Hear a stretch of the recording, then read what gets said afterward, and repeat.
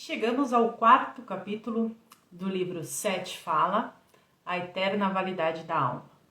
Então, nesse capítulo, nós vamos falar sobre reencarnações, novamente vamos falar um pouquinho sobre o tempo e vamos aprender cada vez mais que somos nós os responsáveis pela criação do que nós estamos experimentando como vida física. Então, vamos lá, capítulo de número 4. Dramas reencarnacionais. Seu próprio ambiente inclui bem mais do que você pode supor. Ou seja, a gente tem uma limitação física de enxergar somente essa realidade aqui, mas o 7 nos ensina que há muito mais do que a gente consegue perceber com os olhos físicos e a gente vem criando muito mais realidades e consequências do que o que a gente consegue hoje enxergar, que a gente vê como nossa vida pessoal. Considere seu eu presente como um ator de uma peça. Que legal essa analogia que ele faz aqui. Uma difícil e nova analogia, mas uma analogia adequada. A cena é estabelecida no século XX. Você cria as propriedades, os cenários, os temas. De fato, você escreve, produz e atua em toda a produção. Você e qualquer outro indivíduo que atue na peça. Então é como se essa vida física aqui fosse resultado de uma peça que a gente vem ensaiando, que a gente vem criando, que a gente cria mentalmente e depois experimenta na vida física. Então como se a nossa vida fosse o palco de uma grande peça que nós criamos em nossa mente. Você está tão focado em seus papéis, no entanto, tão intrigado pela realidade que criou, tão entranhado nos problemas, nos desafios, nas esperanças e aflições de seus papéis particulares, que esqueceu que eles são suas próprias criações. Tudo aqui, ó. Esse drama intensamente comovente, com todas as suas alegrias e tragédias, pode ser comparado à sua vida presente, seu ambiente presente, ambos individuais e em massa. Então a gente cria a nossa vida individual e juntos, como uma só mente, criamos também a realidade em massa. Tá? Não somos vítimas de um planeta ou de uma sociedade que está cada vez pior. Essa sociedade que está cada vez pior é consequência da grande somatória de mentes que a estão criando. Mas há outras peças acontecendo simultaneamente, nas quais você tem uma parte a atuar. Essas têm seus próprios cenários, suas próprias propriedades. Elas ganham lugar em diferentes períodos de tempo. Uma pode ser chamada a vida no século antes de Cristo, depois de Cristo, e aqui ele fala o quê? Que assim como existe a peça da vida da Fernanda, o núcleo Fernanda, a consciência total Fernanda, também criou e também está experimentando outras peças teatrais, outras vidas em determinadas e inúmeras faixas de tempo, né? Também há outras Fernandas por aí, vivenciando outras realidades diferentes. Você não entende sua própria realidade multidimensional, portanto, ela parece estranha ou inacreditável quando eu lhe digo que você vive muitas existências de uma única vez. Existem o que a gente chama de reencarnação. O 7 ele nos explica, e não só o 7, hein, pessoal? Quem que tá aqui que também estudou um curso em milagres comigo, sabe também que num curso em milagres, Cristo também apresenta essa forma diferente de entender as reencarnações. Tem até um vídeo que, se eu não me engano, é a questão número 29, talvez 25, por aí, do Manual dos Professores, que ele fala sobre a reencarnação. Que ela não é um acontecimento de um tempo, que a gente tem a imagem do tempo como um acontecimento vindo de outro, né? Não, ele também fala, num curso em milagres, que várias vidas acontecem ao mesmo tempo. É difícil para você se imaginar estando em dois lugares ao mesmo tempo. Muito menos em 2 ou mais lugares ou em séculos. Agora, colocado simplesmente desta forma, tempo não é uma série de momentos. As palavras que você fala, os atos que você realiza, parecem ganhar lugar no tempo como uma cadeira ou mesa parecem ocupar espaço. Essas semelhanças, entretanto, são uma parte das propriedades complicadas que você estabeleceu antecipadamente e com a cena que você precisa aceitar como real. Então a gente cria essa ilusão do tempo porque a gente acredita aqui como bonequinhos aqui manifestados que só assim é possível enxergar a realidade. Lembra da história que a gente se fechou para o conhecimento interno que a gente já carrega? Então a gente escolheu se limitar e só perceber a vida através dos sentidos físicos. Por isso que a gente não tem ideia. Mas eu já falei aqui, se você quiser fazer contato até para se testar com esses outros eus, você se concentrar, você consegue. Eu já fiz isso, eu já curei sentimentos em mim que não é karma de vida passada, porque eu não acredito mais dessa forma, e sim consequências de subpersonalidades minhas que pensam dessa forma. Eu faço parte desse conjunto de ideias. Então eu reformulei essa ideia em uma Fernanda. Nesse caso aqui que eu tô falando específico, eu não era nem feminina, eu era um ser masculino. E aí eu reformulei essa ideia junto com ele. Um exercício mental que quem acredita ser possível, vai ser possível para você. Não preciso fazer curso, não precisei fazer um curso para isso, não precisei fazer treinamento nenhum para isso. Eu só pedi para que o 7 me orientasse nesse trabalho, né? Porque eu queria entender o que era o padrão de sentimento que eu tinha. E a cada gatilho novo, eu acionava aquele padrão de emoção. E entendendo que eu sou responsável pelas minhas emoções, eu quis entender aonde que estava isso, né? Como o Hélio Couto explica, vai ao cerne dessa emoção. Então, qual que era o cerne dessa emoção? E aí apareceu para mim um Fernando que vivia vibrando de uma forma, dessa forma. E eu era meio que como consequência daquela situação. E aquilo foi trabalhado, aquilo foi entendido por ambos os personagens e eu nunca mais reagi daquela forma. As suposições implicam em que tempo é uma série de momentos após outros, em que um mundo objetivo existe independentemente de sua própria criação e percepção dele, em que você é encapsulado dentro dos corpos físicos que você tem usado e em que vocês estão limitados pelo tempo e espaço. Então ele fala que a gente vai vendo a realidade, a gente vai criando o mundo físico através das nossas percepções, né? E a gente acreditou nessas percepções extremamente limitantes. Outras suposições aceitas pelas mesmas razões incluem a ideia de que todas as percepções vêm através de seus sentidos físicos. Em outras palavras, que todas as informações lhes vêm do nada, de fora, e de que nenhuma informação vem de dentro. De novo, a gente parou de escutar a nossa voz interior para só acreditar no que a gente vê ou no que a gente toca. Agora, esses vários jogos, esses pedaços periódicos de criatividade representam o que você chamaria de vidas encarnatórias. Então a gente acredita só na vida experienciada fisicamente. Então, esses vários momentos de foco em uma determinada realidade, em um determinado tempo, sendo um determinado personagem, é o que a gente chama de vida reencarnatória. Todas elas existem basicamente de uma só vez. Por isso que o trabalho de se encontrar com os nossos outros eus é possível. Pessoal, e começa a acontecer. É muito engraçado. O Hélio Couto, ele falava uma coisa, eu não lembro agora em que palestra, que ele falava assim, eu não lembro direito o contexto, mas você quer uma certa... Ele fala da ressonância harmônica, né, que é o trabalho da RH, o trabalho que ele faz, que eu fiz muitos anos, amei.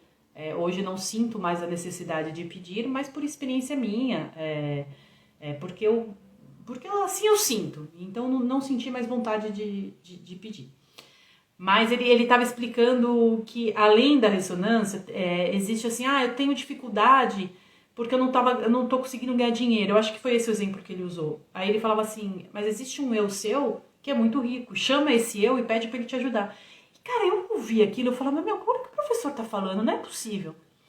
E aí, como eu sou, né, como é da minha personalidade, quando eu fico intrigada, assim, com uma informação, eu preciso ir atrás, e aquilo eu preciso juntar as minhas ferramentas mentais para aquilo fazer sentido para mim, eu comecei a ir atrás de conhecimento que me levasse a entender o que o professor estava falando.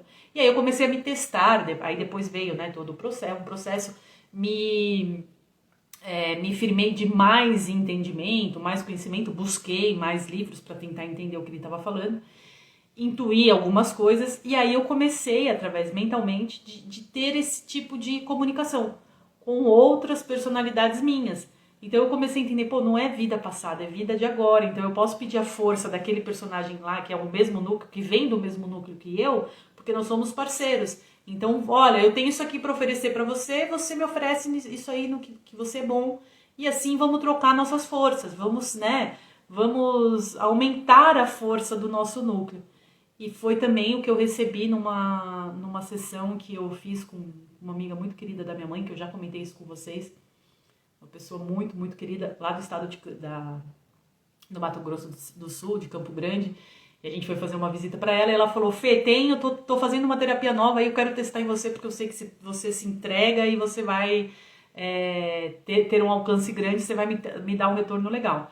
E aí era para ser uma regressão, mas para mim não foi. Eu tive um encontro com uma consciência maior, minha mesmo, que foi me mostrando várias personalidades Fernandas que precisavam estar alinhadas para que o meu núcleo, a minha consciência maior, tivesse mais força para expandir mais ainda. Aí eu fui entendendo que é possível a gente se unir com todos os nossos personalidades, com as nossas personalidades, porque elas estão acontecendo simultaneamente. E entendi também o processo da autossabotagem, que são quando as nossas ideias não estão competindo entre si, porque elas querem se manter vivas. Por isso, o trabalho da ressignificação das ideias. O trabalho tão importante que é ressignificar as crenças erradas, para a gente poder estar em harmonia com esse pacote de ideia que somos, com essas milhões de personalidades que o nosso núcleo criou, que também somos partes de cada uma delas, para que a gente consiga evoluir cada vez mais.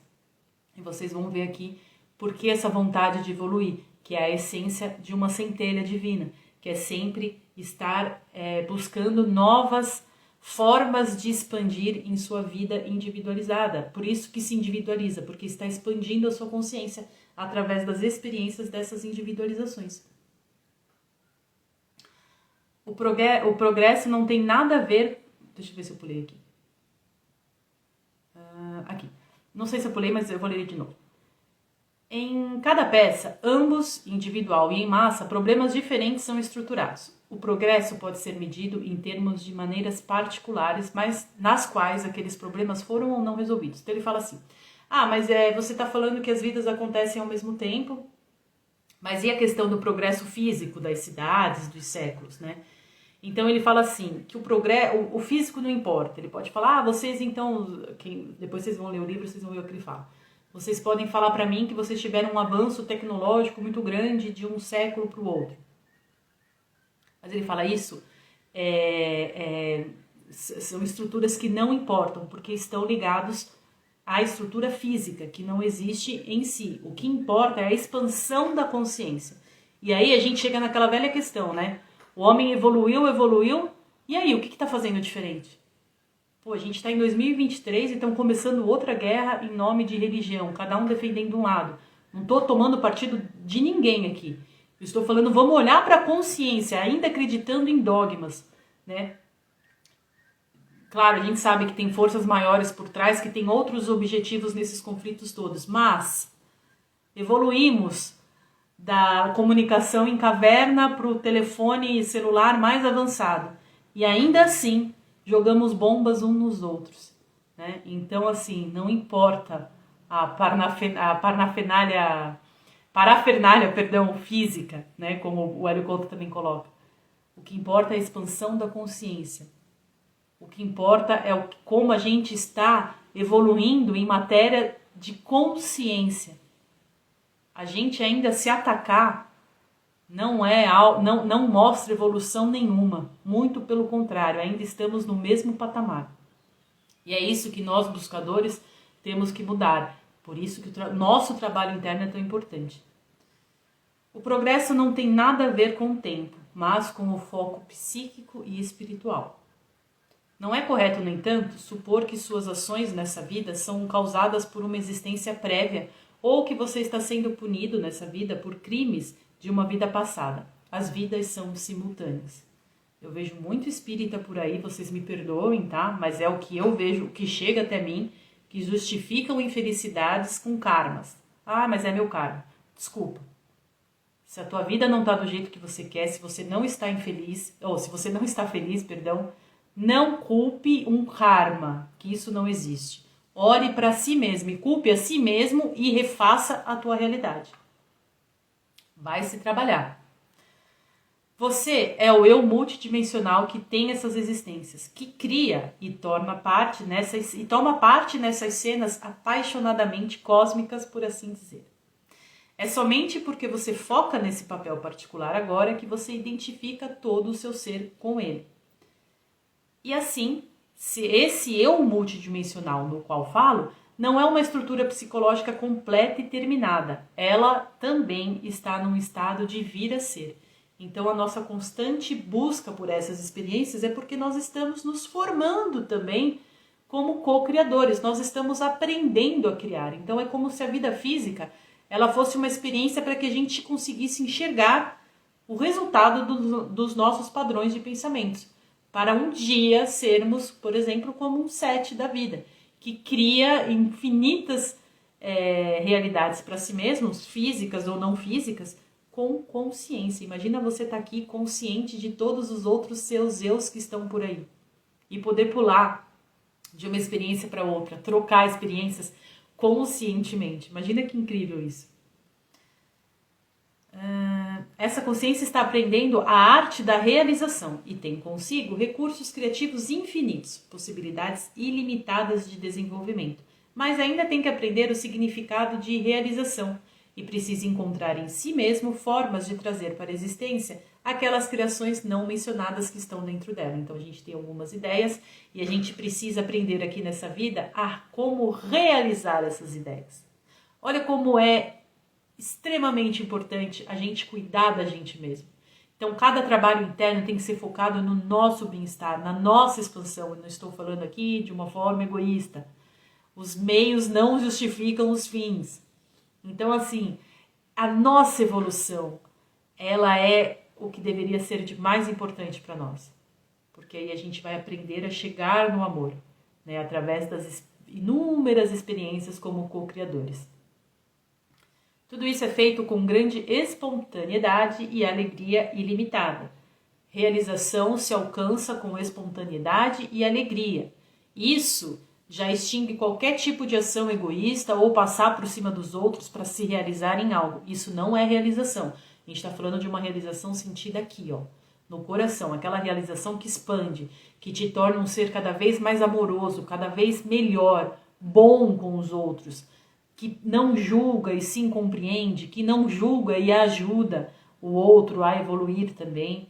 Essa é a realização que a gente está falando. Você cria muito mais ambientes do que percebe. Agora, cada ator atuando no papel, focado na peça, possui uma linha orientadora interior. Então, assim, a gente não está solto aí sem o nosso núcleo. Não, a gente tem a nossa centelha, uma parte desse núcleo perfeito de nós mesmos que nos guia e nos orienta. Consequentemente, cada personagem não é deixado abandonado em uma cena em que esqueceu sua própria criação. Ele tem conhecimento e informação que vem a ele através do que eu chamo de sentidos interiores, de que aqui no canal a gente convém chamar de centelha divina também. Quando a gente estudando ainda o Sen, né, que eu não deixei de praticar, mas que também alguns chamam de Espírito Santo. Nesses períodos, ele entende, esse personagem, que teve sua mão na escrita da peça e que é livre dessas suposições que oprimem enquanto ele está ativamente concentrado nas atividades do drama. Esses períodos, é claro, coincidem com seu estado de sono e condição de sono. Então ele fala aqui que além da nossa voz interior, a gente em sonho aprende o que está criando, aprende a ver consequências daquilo. Hoje mesmo eu tive um sonho que para mim foi um aviso. Tem algumas mudanças que estão para acontecer na minha vida, que quando se concretizarem eu vou compartilhar com vocês, porque eu vou compartilhar todo o processo pelo qual eu passei para realizar tudo isso. Mas aí no sonho o recado foi o qual? Foi, dá uma segurada na ansiedade, porque você está sentindo isso, é a tua ansiedade. Então, se pôr mais ansiedade, vai atrapalhar, a gente sabe que vai atrasar mais ainda o processo. E aí depois também me mostrou outras questões que ainda tinham um medinho interno de tais mudanças acontecerem. E aí eu me vi numa cena em sonho em que eu ia passar por um momento totalmente diferente, eu ia começar um novo projeto e me foi dito que teriam grandes resultados positivos, que eu seria vitoriosa naquele processo novo, que está para começar nessa minha vida aqui física. E foi muito legal, porque eu vi diante, e eu em sonho, eu olhava para pessoas novas, e eu olhava, nossa, eu vou conhecer assim essas pessoas novas, mas vai ser muito legal, vai ser uma realidade diferente da minha, que eu estou habituada, mas que vai ser muito bom. Então foi um recado, tipo, ó, baixa aí a ansiedade que vai dar tudo certo. Quando a gente tem essa consciência, a gente aprende a interpretar da melhor forma. E eu já falei aqui, conforme a gente for destrinchando o material do 7, a gente vai aprender a fazer isso cada vez mais conscientemente.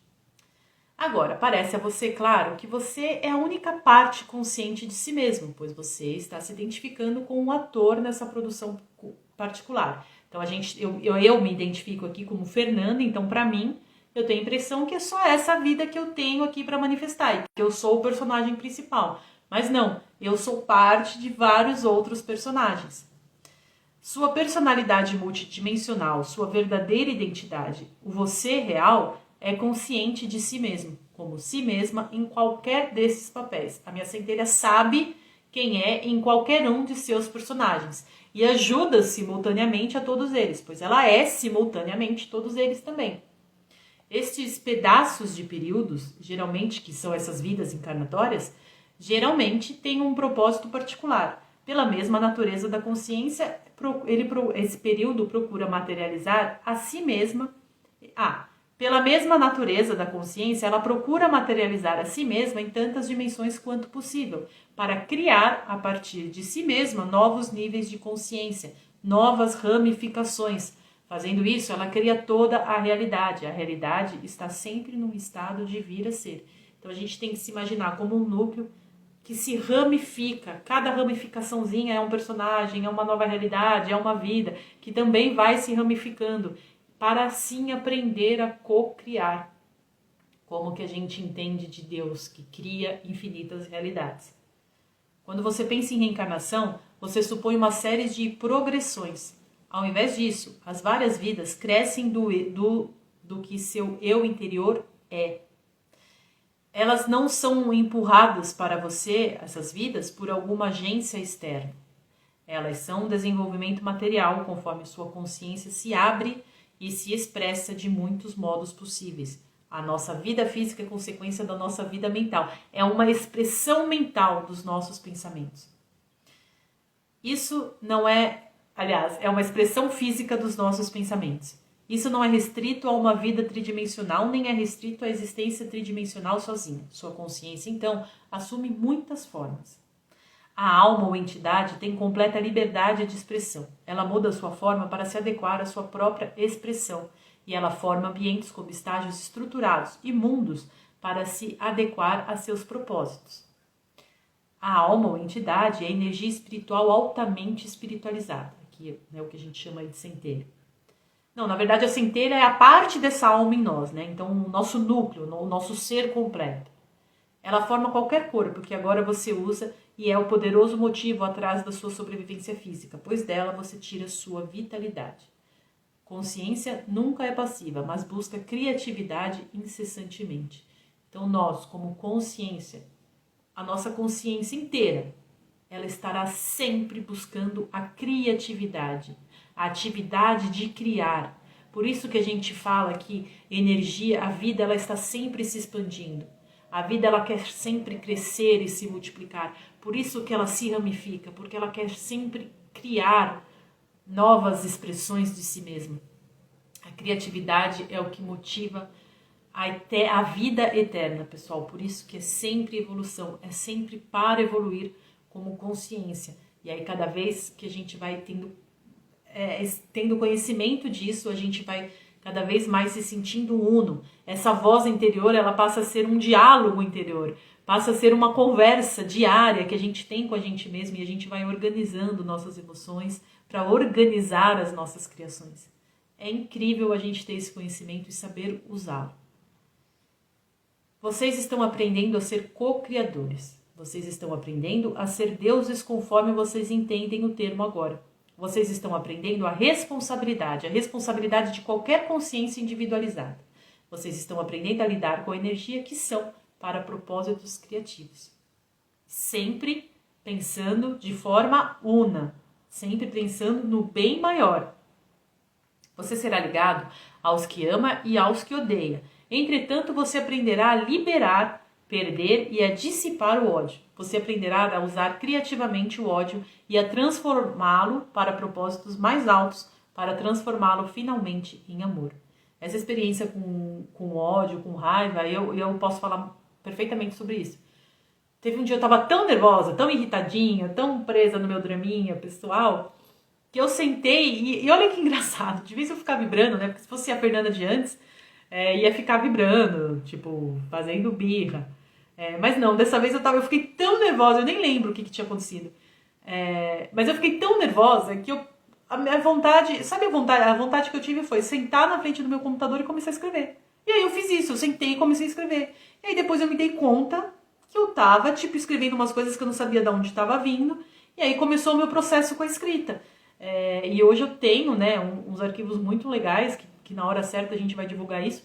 Mas que eu comecei num momento em que eu tava, tipo, que eu me senti extremamente ofendida, fiquei com muita raiva. E aí, depois eu percebi que de vez eu fazer mais drama em cima dessa raiva, eu peguei aquela energia que veio forte, que veio com tudo, e comecei um projeto super legal, comecei um processo interno meu super legal, que é de entender, de acreditar e de ver que era possível para mim escrever, porque era uma vontade que eu sempre tive também. E aquilo começou num momento, de vez um momento que eu estava me sentindo super zen, não, aconteceu num momento que eu estava pé da vida e comecei a escrever. Então você começa a usar a energia para te impulsionar a criar uma coisa fantástica. E você vê e fala, gente, realmente, tipo, o tom que a gente dá para as nossas energias, para as nossas emoções, é a gente que escolhe. Então, aquele momento ativou uma energia forte em mim, que eu deixei, eu também não fiquei pensando, né? Não fiquei julgando, não fiquei criando mais problema com a cabeça, eu apenas me permiti sentir aquilo e foquei aquela energia para um outro lado e comecei um processo extremamente maravilhoso para mim, que é o de escrever e tal, que no momento certo vocês vão saber. De uma forma geral, os sentidos físicos, na verdade, formam a realidade física que eles parecem apenas perceber. Eles mesmos são parte da camuflagem, mas eles são como lentes sobre suas percepções internas naturais, que os forçam a ver um campo de atividade disponível como matéria física, e assim eles podem ser confiáveis apenas para lhe dizer o que está acontecendo de uma forma superficial. Deixa eu ver, é como se fosse útil apenas para a gente ver a gente usa apenas essa vida física como se fosse o óculos para a gente ver o que a gente está pensando, o que a gente está criando como mentes, né? Como consciências que somos. De forma a fazer isso, você precisa, é claro, momentaneamente, ao menos, voltar sua atenção para longe da atividade constante que está em andamento. Desativar os sentidos físicos que seja e voltar sua atenção para aqueles eventos que lhe escaparam anteriormente. Olha que legal, outra analogia. Simplificando bastante, o efeito seria algo como trocar um par de óculos por outro, pois os sentidos físicos são tão artificiais, basicamente falando, para o ser interior, como um par de óculos ou um aparelho auditivo é para o eu físico. Por que ele está falando isso? Sete, se nós somos seres, somos só consciência, se as vidas acontecem, por que a gente então morre, né? Então por que uma experiência acaba? Os sentidos físicos, portanto, são raramente usados conscientemente em sua inteireza. Você ficaria mais desorientado, por exemplo, mas bastante apavorado, se entre um momento e o próximo, seu ambiente familiar, como você o conhece, desaparecesse, sendo substituído por outras estruturas de informação, para as quais você não estivesse pronto a compreender. Muita informação dos sentidos interiores precisariam ser traduzidas para que você pudesse compreender. Em outras palavras, tais informações precisariam de algum modo fazer sentido para você como eu tridimensional. A gente está tão enraizado à ideia do eu tridimensional, do eu físico, que a passagem o fim de um ciclo, de uma peça para o início de uma nova, eu acho que pifaria a nossa personalidade. Eu acho que a gente entraria em colapso.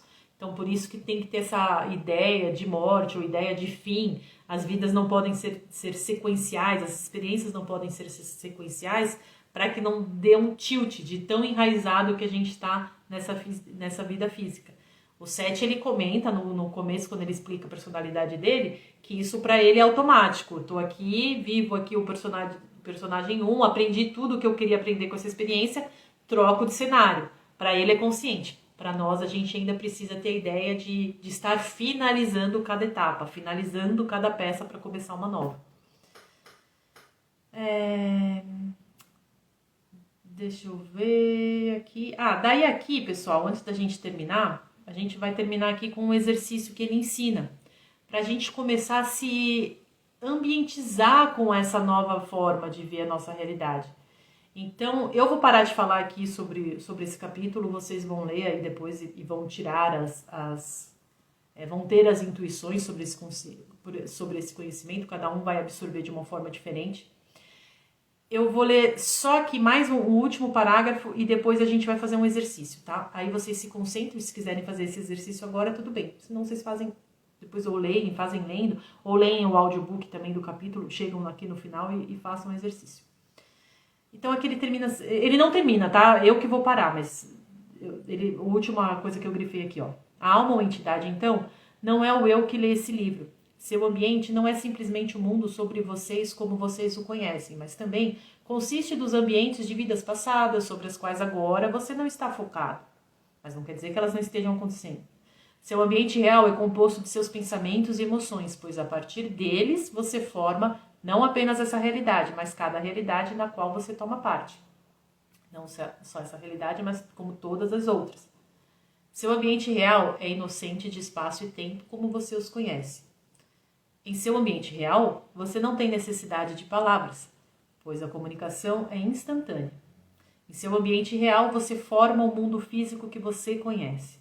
Os sentidos internos lhe permitirão perceber a realidade que é independente da forma física.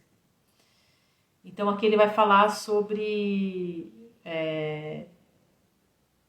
o exercício que ele vai fazer, então pratiquem aí. Eu pedirei a vocês todos que abandonem momentaneamente seus papéis e tentem esse simples exercício. Finja que você está em um estágio iluminado, em um local iluminado. Esse local pode ser o cômodo no qual você está sentado agora. Feche seus olhos e finja que as luzes foram embora, que as estruturas desapareceram e que você está sozinho. Tudo está escuro. Fique em silêncio. Imagine tão vividamente quanto puder a existência dos sentidos interiores. Por agora, finge que eles correspondem a seus sentidos físicos. Limpe de sua mente todos os pensamentos e preocupações. Seja receptivo. Muito gentilmente escute não aos sons físicos, mas aos sons que vêm através de seus sentidos interiores. As imagens podem começar a aparecer. Aceite-as como visões tão válidas quanto as que você vê fisicamente. Finja que há um mundo interior e que ele lhe será revelado quando você aprender a percebê-lo com esses sentidos interiores.